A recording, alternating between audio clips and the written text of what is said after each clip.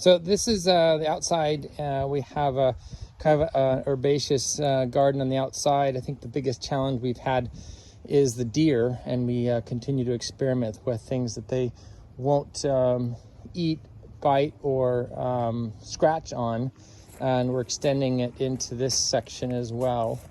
And there's the K-truck. And then the rest of the garden, we're having to repair all the drainage because of the rain we've had. And then the sitting area, this is for Auntie Tina. And then we have our bees on that side there. And then as we go forward, we have our nectarine in this corner. You can see we've had to put deer fencing on everything. I'm sorry, I didn't really show much of the nectarine, but there, it's in winter. And then we have grapes along the side here. These are just table grapes. And you can kind of see the whole pond over there. We're going to change that to a little bit of a water feature, so the birds and the bees have more water. And then this is the entrance to the garden. You can see the fencing we've had to put in because of the deer. All of these panels remove, so in case you wanted to get in and do easier trimming, these all pop out. This is our next project here, is to take this area and turn it into flowers, hopefully all milkweed. You can see all the areas that don't grow much because of the oaks that are around the bees.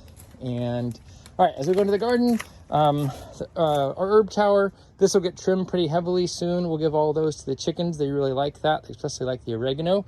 This is our sitting area.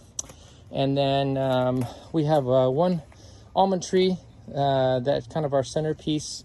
And then pots that have started. These are onions and garlics, all the things I had left over that'll eventually get moved. And let's see.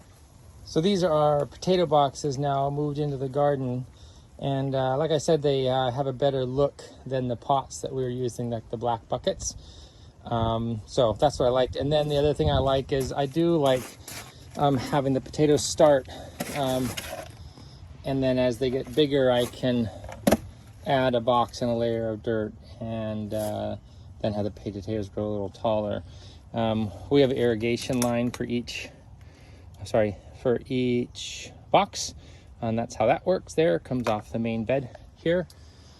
Then moving on to our next bed. So this is our berry bed.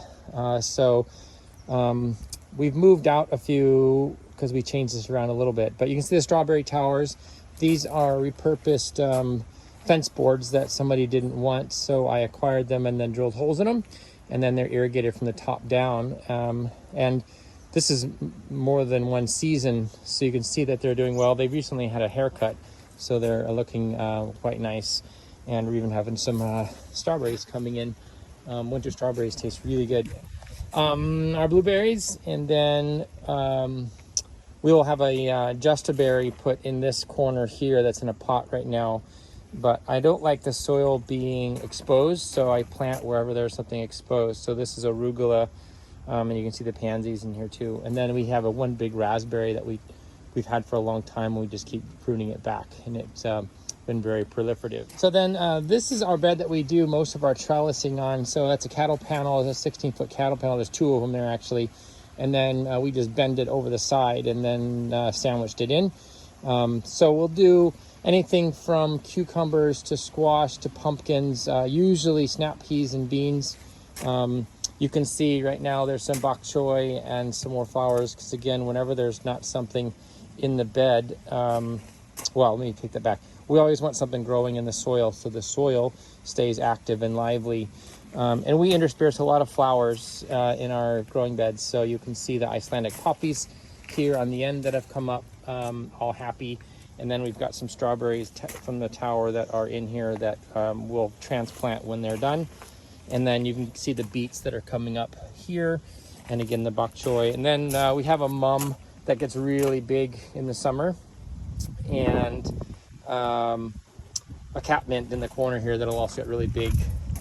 And then, of course, everyone has to have a carnivorous plant in their garden. That's ours. It's kind of starting to overwinter.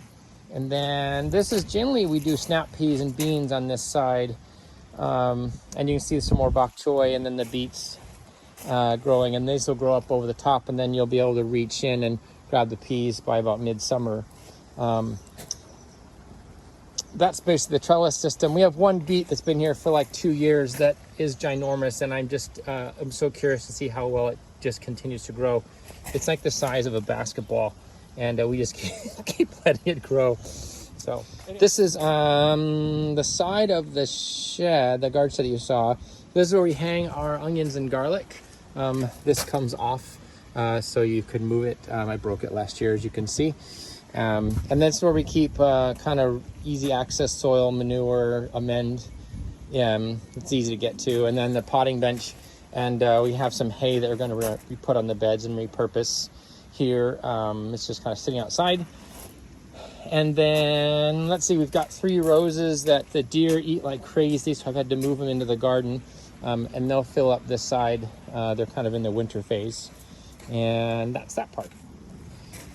This is kind of our long growing bed. So the stuff that takes a long time to grow, or I experiment a little bit in here, but it's mostly stuff that's either perennials or just long growing periods. So you've got onions on this side, and then garlic and shallots on this corner.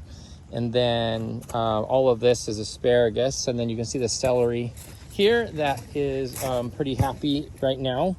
And then we've got some peas that'll grow up here in trellis. So this is just bamboo. And then I use the leftover grape to tie rings to the grape. Next bed, this is going to be our tomato bed this year. So right now you can see the lettuce and broccoli and cauliflower in here. And this is the trellis for the tomatoes where they will climb up.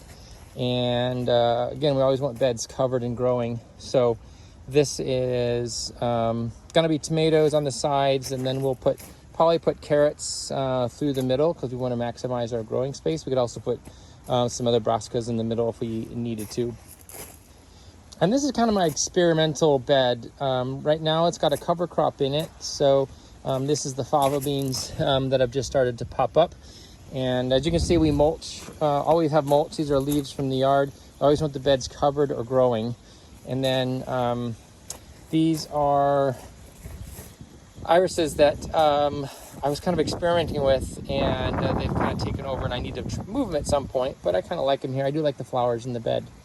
And then you can see another sitting bench on this, because this is really nice to sit here. And as you can see, if you sit there and look out, you sit and look through the trellis at the garden. The sun comes through there in the evening. Midsummer, it's very pretty. And then our last beds are our trees. So we have cherries, and then our peaches and nectarines in this section, then apples on the end. And they've done quite well. We're experimenting in this tiny space. We do grow some things in the middle. So in the middle of the cherries, there's a bunch of garlic that'll come up. And we try to do some companion planting when we can. So anyway, this is the 3 tree beds, and they've done really well for us. So even in a tiny space. And that's our garden. Now let me turn around. Garden. We're limited a little bit on space, mostly because of how much fencing I had for the deer to stay out. That's probably its biggest challenge. So anyway, that's the garden. That's the winter tour. Hope you're having some good weather.